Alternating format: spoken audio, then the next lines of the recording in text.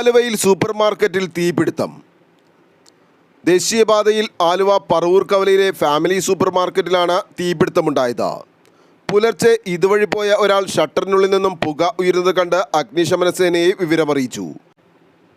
ഉടൻ സ്ഥലത്തെത്തിയ അഗ്നിശമന സേനാംഗങ്ങൾ ഭിത്തിയുടെ ഒരു ഭാഗം തകർത്താണ് മറ്റ് സ്ഥാപനങ്ങളിലേക്ക് അഗ്നി പടരുന്നത് ഒഴിവാക്കിയത്. തോട്ടക്കാട്ടര സ്വദേശി ജലീലിൻ്റേതാണ് സൂപ്പർ മാർക്കറ്റ്. ലക്ഷക്കണക്കിന് രൂപയുടെ നാശനഷ്ടമുണ്ടായതാണ് പ്രാഥമിക വിവരം. ഇതിനോട് ചേർന്നുള്ള ഹൈവേ മെഡിക്കൽസിൽ 1.5 വർഷം മുമ്പ് ഇത്തരത്തിൽ തീപിടുത്തമുണ്ടായിരുന്നു. ആലുവ ലൈവ് ന്യൂസിനു വേണ്ടി സിദ്ദീഖ് കാരക്കാടിനൊപ്പം സനൂപ് കളമശ്ശേരി.